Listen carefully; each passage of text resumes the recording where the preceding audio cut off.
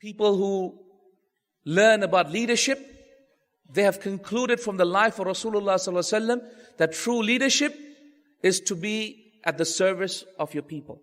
A leader is a servant of the people that he leads. And that is how the Prophet ﷺ was. He was a leader because he was a servant of his people. And that is how the Prophet ﷺ led his life. At our service, the service of the Ummah of Muhammad ﷺ. Imagine the love of Rasulullah ﷺ for his Ummah.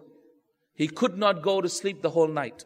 The night before the greatest battle that would be fought in this earth, the battle of Badr. My brothers and sisters in Islam, if the Prophet ﷺ did not love his Ummah, why was he the thickest in the battle? In every single battle, it was reported that the Prophet ﷺ was the thickest in the battle. Not like other leaders who would stay back.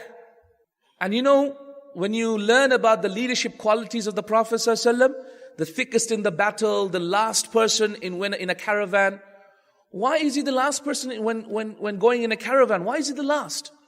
Why is he the thickest in battle? Because of his concern and his love for his Ummah. A man came to the Prophet ﷺ, and the Prophet ﷺ gave him a huge gift. So he went to his people and said, Ya qawm, aslimu, aslimu. Accept Islam, accept Islam. فَإِنَّ مُحَمَّدًا يُعْطِي عَطَاءَ رَجُلٍ لَا يَخْشَى الْفَقْرِ. For verily Muhammad gives the giving of a man who does not fear poverty. Who is this man and what was given to him? This was a Sahabi, a man who later on accepted Islam, became a Sahabi. Rasulullah ﷺ had given him a valley of sheep. A valley of sheep that he was gifted, whilst he himself had no food to eat.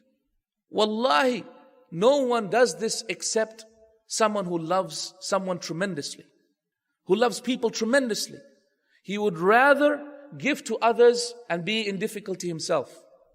Inna luqma luqmatain takfi al-Muslim. As the Prophet said, verily a single morsel of food or two morsels of food is enough for a believer. That's the way the Prophet led his life, and that's why he didn't care about earning more money and earning more wealth. Today, we don't care. Today, we earn money like crazy.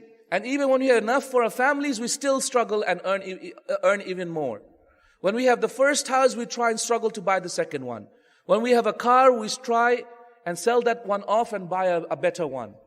Our whole life is behind all of this.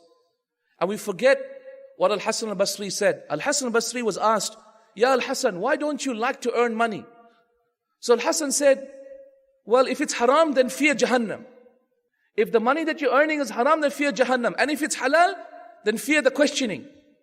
Fear the fact that for 500 years you will be outside of Jannah, you will never be able to enter Jannah. For 500 years Allah will be asking you questions about that money. And the poor people will have entered Jannah. Well, for 500 years you have to answer questions. What in the world did you do with that money? Allahu Akbar.